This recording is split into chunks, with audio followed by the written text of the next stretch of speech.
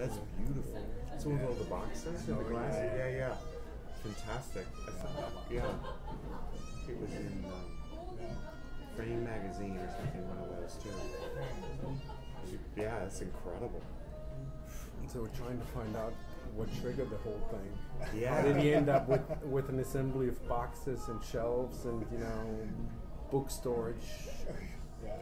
More importantly, who is this carpenter? It wasn't anybody we usually get on the job. That's probably true. That's the next question. No, that's maybe quite it's amazing. his brother or so. But how did the librarians go with it? I mean, again, the whole nexus of the idea. How did it evolve out?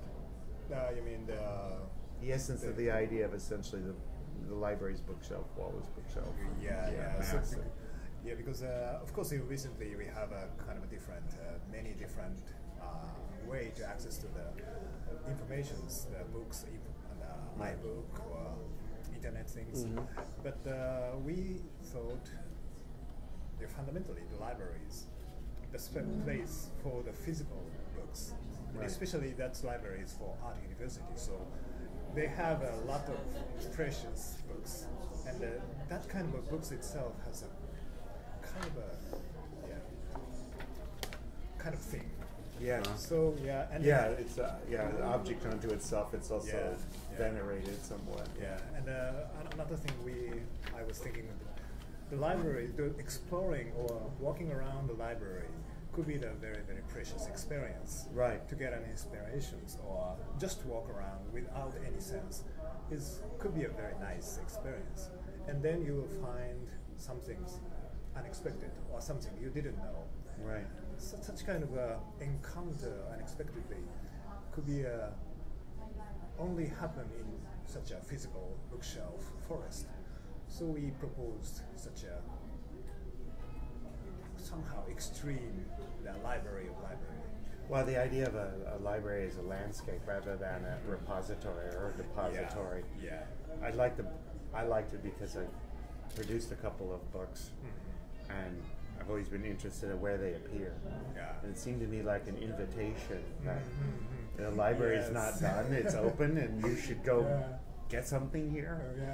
I remember when the first time I got an ISBN number, and I'm in the Library of Congress. This is like, call my mother, But my first book actually was in the window of City Lights bookstore in San Francisco, where Jack Kerouac and Ferengeti wrote their poetry, and where I grew up in San Francisco. It was the first place I'd ever seen a paperback book, actually, in the 1950s.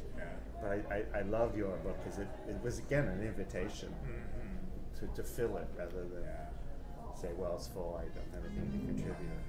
So the sequence of the invitations is the point of that library.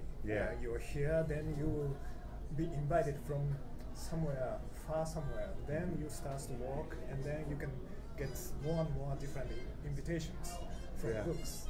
So you continue walk around. So that's the first inspiration.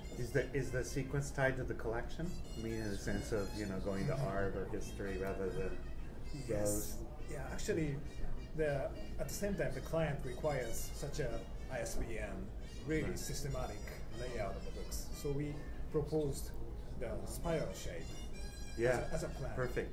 And if you stand in the center, then the categories is surrounding you as the numbers 1, 2, 3, 4, 5, 6. But if you start to walk around, then it's more like a chaos.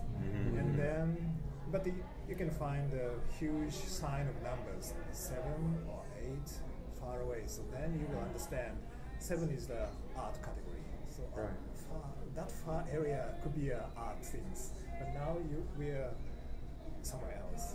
Well, such a nice combination of the chaotic or natural experience and the systematic layout together. But those intersections produce a kind of revelatory process. They seem to be organizational, but yet the body or the person can have multiple journeys and experience it in different ways. No, that's great. So I hope students when are enjoying. When you showed up with your first design ideas, and the client was there, let's say the librarians or why we have all these empty shelves? some government, whatever, all the regular people. So did they look at you in a funny way? Did they look at you like maybe you should go and visit the library so you know what you're doing? Yeah. So it's a kind of a small committee of about 20 people. Then we make a presentation. Of course, we learned a lot from their requirements. So we understood the systematic, the layout is very important for them. But at the same time, I like to propose such a more forest-like things. So we make a presentation how we combine that together. But after the presentation, then that committee split it in two. One is, this is really wonderful, and this is another one is, no, definitely. This is not a library, right? As we know, library. Yeah, so they started to discuss a lot, and but finally they said, okay, anyway, we chose you as an architect to create somehow new library. And if this system works well as a systematic layout, it's okay. Then the whole process started. So it was a very, very lucky situation. And another thing is the committee was consisted by the professors, various kind of professors. But that school is art university, so everybody is somehow artist. So they finally says, I think I like to do this. Such a creative thing is that I don't dislike or something like that. Then gradually their spirit of the creativity were inspired. So you went past their position into back to their creativity. Finally. But I think you're right. I mean, if you don't get the basic organization or like the High Line, if it isn't a great walk, it doesn't matter what you do. I mean.